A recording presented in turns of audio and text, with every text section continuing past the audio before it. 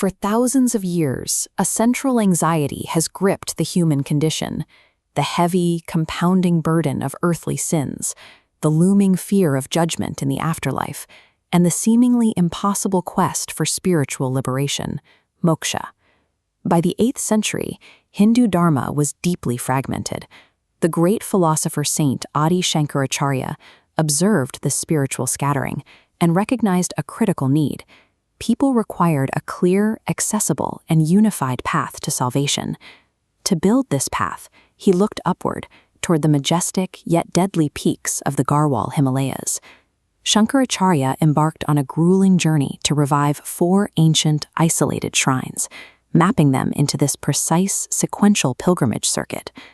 The resulting Char Dham is a meticulously sequenced spiritual technology designed to systematically elevate the soul from the fear of mortality straight to divine liberation. The pilgrimage mandates a specific starting point. Before a soul can approach the ultimate divine, the physical body must be purified and the terror of mortality washed away. The journey begins at Yamunotri. According to ancient lore, the river goddess Yamuna made a solemn vow to her twin brother Yama, the god of death. She promised that anyone who bathed in her waters with a pure heart would be entirely shielded from his fearsome judgment. This Rursi is physically carved into the landscape. When an aging sage could no longer travel to perform his daily rituals, Yamuna gracefully altered the flow of the rivers, bringing the holy waters directly to him, turning a harsh alpine environment into a sanctuary of compassion. From there, the pilgrim moves to Gangotri. Millions of years ago, King Bhagiratha endured 1,000 years of severe penance in these very mountains to save the wandering souls of his 60,000 ancestors who had been burned to ashes by a sage's fiery gaze. Pleased by his devotion, Lord Brahma released the celestial river Ganga. But her descent was so violently powerful, it threatened to shatter the earth. To save the world, Lord Shiva stepped in, catching her raging torrents within his thick, matted hair to soften the blow.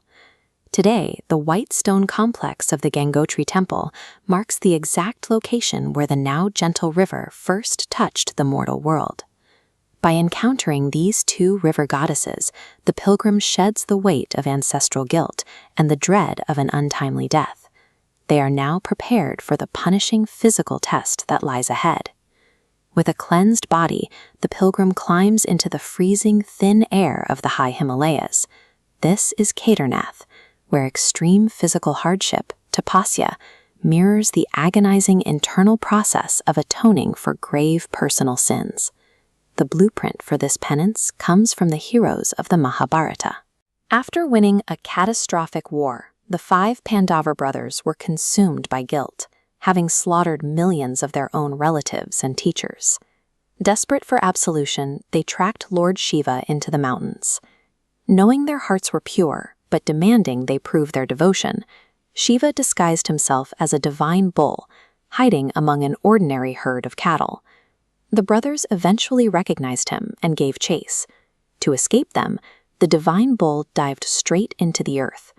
Only his hump remained above the surface, self-manifesting into a Jyotirlinga, a pillar of Shiva's infinite radiant light. Kedarnath proves a core mechanism of divine grace. It shows that if the physical and emotional repentance is genuine, even the cosmic destroyer will forgive the most terrible of human transgressions. The cleansed and forgiven soul finally arrives at the end of the road, seeking complete union with the Supreme. This valley is where Lord Vishnu himself once sat in deep meditation, enduring torrential rains and freezing cold to generate spiritual merit for all living beings. Seeing him suffer in the brutal elements, his consort, goddess Lakshmi, performed her own act of supreme devotion. She transformed into a badri, a wild berry tree, spreading a warm, protective canopy over him for thousands of years. Centuries later, Adi Shankaracharya bathed in the nearby hot springs and discovered a lost black stone idol of Vishnu. He enshrined it here, establishing the ultimate northern seat of Vaishnavism. But Badrinath represents the absolute pinnacle of the journey. the harshness of penance gives way to a profound sense of preservation, divine partnership, and ultimate peace. When Adi Shankaracharya formalized this circuit, he wove 4 ancient myths into a single cohesive path.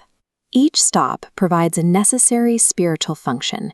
You receive maternal compassion from the rivers, earn fierce forgiveness from Shiva, and rest in the preserving grace of Vishnu. Today, millions of people willingly subject themselves to this grueling altitude, stepping into the icy currents to cast off the karmic weight they have accumulated across multiple lifetimes. When they descend from the high peaks and return to the plains, they carry back a lighter heart, their fear of judgment replaced by an immense, quiet clarity. The Char Dham Yatra operates as an active participation in a cosmic dance, a deliberate sequence designed to permanently liberate